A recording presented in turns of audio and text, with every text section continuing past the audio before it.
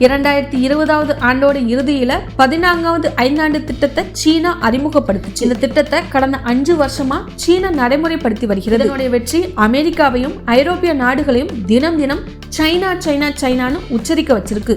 China, China, China, China, China, China, China, China, China, China, China.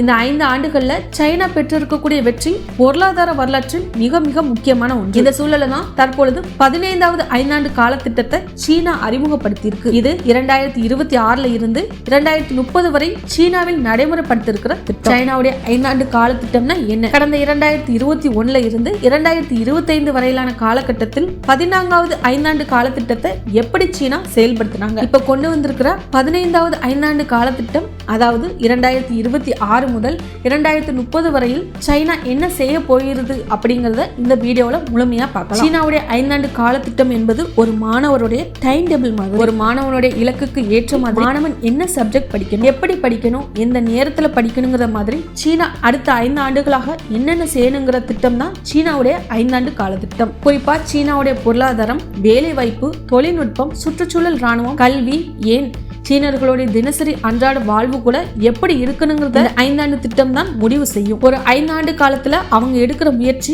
அடுத்த 10 ஆண்டுகளுக்கு அவங்களுக்கு பலன் தந்து வருது. 2025ஆம் ஆண்டுக்குள்ள நவீன தொழில்நுட்பத்தின் வல்லரசாக சீனா மாறணும்னு 2020ல கொண்டு வரப்பட்ட 14வது ஐந்தாண்டு கால திட்டம் கூறியிருந்தாங்க. அதை செஞ்சும் காட்டியிருக்காங்க. அந்த 2020 திட்டத்தில் 4 பாயிண்ட் மிக முக்கியமானது. ஃபர்ஸ்ட், உயர் தொழில்நுட்பத்துக்கும் புதிய கண்டுபிடிப்புகளுக்கும் அதிக முக்கியத்துவம் கொடுத்து வளர்ப்பு. இரண்டாவது, பசுமை ஆற்றல்னு சொல்லக்கூடிய கிரீன் அண்ட் கிளீன் எனர்ஜியை வளர்த்தெடுப்பது. மூன்றாவது, வறுமையை ஒழிச்சு தனி மனித வாழ்வை உயர்த்துவது. நான்காவது, நிலையற்ற சர்வதேச வர்த்தக போக்கையும் கோவிட் போன்ற பெருந்தொற்றையும் எதிர்கொள்ளும் அளவுக்கு நிலையான பொருளாதாரத்தை உருவாக்குவது. இப்படி 2020ல சீனா போட்ட திட்டம் 2025ல வெற்றி பெற்றதா அப்படிங்கறத ஒவ்வொன்றா பார்க்கலாம். முதலாவது, தொழில்நுட்ப வளர்ச்சி.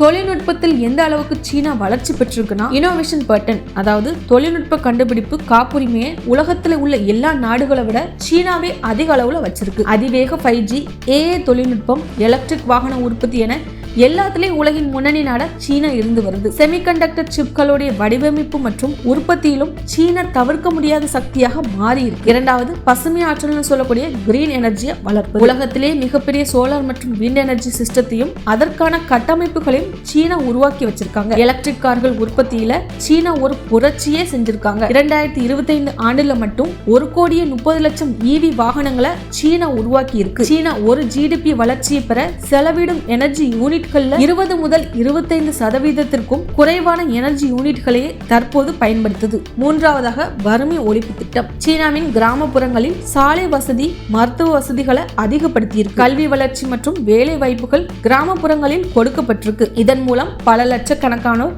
வறுமையில் இருந்து வெளியேறி இருக்காங்க. கிராமம் நகரத்துக்கு இடையேயான பொருளாதார இடைவெளி, எக்கனாமிக் கேப் மிகப்பெரிய அளவுல குறைஞ்சிருக்கு. நான்காவது, நிலையான பொருளாதாரத்தை உருவாக்கும். வெளிநாடு நிறுவனங்களில் இருந்து 5 ஆண்டுகளில் மட்டும் $700 பில்லியன் சீனாவில் முதலீடு செஞ்சிருக்காங்க. இதன் மூலம் 2020ல கொண்டு வந்த ஐந்தாண்டு கால திட்டம் சீனாவிற்கு வலிமையான வெற்றியை பெற்று தந்திருக்குன்னு சொல்லலாம். எனினும் இந்த 5 ஆண்டு காலத்துல பல பிரச்சனைகளும் சீனா சந்திச்சிருக்கு. சீனா மக்கள் தாங்கள் சம்பாதிக்கும் பணத்தை செலவிடுவதை விட சேமிக்கவே விரும்புறாங்க. இதனால பொருளாதார சுழற்சி நடக்காமல் உள்ளூர் பொருளாதாரம் பெரிய அளவுல பாதிக்கப்பட்டிருக்கு. இரண்டாவதா, சீனா என்னதான் கிரீன் எனர்ஜிக்கு மாறினாலும் இன்னமும் நிலக்கரி மூலம் உற்பத்தி செய்யப்படும் மின்சாரத்தையே அதிகமா பயன்படுத்துது. இதனால கார்பன் எமிஷன் கட்டுப்படுத்த சீனா மிகப்பெரிய சிரமத்தை சந்திச்சு வருது. இளம் வயதினர் குறைவாகவும் முதியவர்கள் அதிகமாகவும் இருக்கக்கூடிய சூழலுக்கு சீனா தள்ளப்பட்டு இருக்கு. தேவைக்கு அதிகமாக வீடுகளை கட்டி அதை விற்க முடியாத ப்ராப்பர்ட்டி கிரைசிஸிலும் சீனா இருந்து வருது. டெக் நிறுவனங்கள் மீது சீனா போட்டிருக்கும் புதிய கட்டுப்பாடுகள் எதிர்பார்த்த அளவிலான தனியார் கண்டுபிடிப்புகள் கிடைப்பதில் தடை ஏற்பட்டு இருக்கு. இந்த சூழல்ல தான் 2026ல இருந்து 2030 வரை செயல்படுத்த வேண்டிய 15வது ஐந்தாண்டு திட்டத்தை சீனா அறிமுகம் செஞ்சிருக்கு. 15வது ஐந்தாண்டு கால திட்டம் 2026ல தொடங்குது. இதுல பல அதிரடி திட்டங்களை சீனா வச்சிருக்கு. முதல்ல, டெக் தொழில்நுட்பத்தில் தற்சார்பு அடையுது. அதாவது அடுத்த 5 ஆண்டுகள்ல சீனாவுக்கு தேவையான அனைத்து செமிகண்டக்டர் சிப்களையும் சீனாவிலே தயாரிக்க வேண்டும். அதிநவீன AI சிஸ்டம்களை உருவாக்க வேண்டும். ரோபோட்டிக்ஸ் துறையில் வளர்ச்சி பெற வேண்டும். தொழிற்சாலைகள் அதிநவீன வசதிகளை கொண்டதா மாறணும். இதன் மூலம் மேற்கத்திய நாடுகளுடைய துணை இல்லாமலேயே டெக் தொழில்நுட்பத்தில் தன்னிறைவு அடைய வேண்டும் அப்படிங்கிறது இந்த திட்டத்தோட முக்கிய நோக்கம். இரண்டாவது, உள்ளூர் பொருளாதாரத்தை வளர்த்தெடுத்தல். ஒவ்வொரு வீடுகளிலும் வருமானத்தை உயர்த்துவது மூலமும் அதிக தகுதி வாய்ந்த வேலை வாய்ப்புகளை உருவாக்குவது மூலமும் மக்கள் சேமிப்பு செய்வதை தவிர்த்து பொருட்களை வாங்க செய்து உள்ளூர் பொருளாதாரத்தை அதிகரிக்க செய்ய வேண்டும். மூன்றாவது, பசுமை ஆற்றலை அதிகரிக்க நிலக்கரி மூலம் மின்சாரம் போன்ற ஆற்றல்களை எடுப்பது குறைத்து மாற்று எரிசக்தி மூலம் அதிக மின்சாரத்தை உற்பத்தி செய்ய வேண்டும். இதன் மூலம் 2060க்குள் கார்பன் முற்றிலும் தவிர்க்கும் இலக்குல முன்னேற்றம் ஏற்பட வேண்டும். நான்காவது, வர்த்தக போர் அல்லது பொருளாதார தடை போன்ற சர்வதேச காரணிகளால வர்த்தகம் தடைபெறாமல் இருக்க சப்ளை செயின்களின் வலுவையும் பாதுகாப்பையும் அதிகரிக்க வேண்டும். கல்வி, மருத்துவம் மற்றும் சமூக பாதுகாப்புல அதிக முதலீடு செய்யப்பட வேண்டும். சீனர்களின் தனிமனித வாழ்வு மேன்மைப்படுத்தப்பட வேண்டும். இவையெல்லாம் சீனாவுடைய 15வது ஐந்தாண்டு கால திட்டத்தில் இடம்பெற்றிருக்கு. இவை அனைத்துமே தேசிய உணர்வோடு சீனாவை அடுத்த கட்டத்துக்கு நகர்த்தும் திட்டமாகவே பார்க்கப்படும். ஆனால் இதை நடைமுறைப்படுத்தும் போது அரசியல் அடக்குமுறைகளுக்கு மக்கள் உட்படுத்தலாம்னு மேற்கத்திய நிபுணர்கள் கருத்து கூறுறாங்க.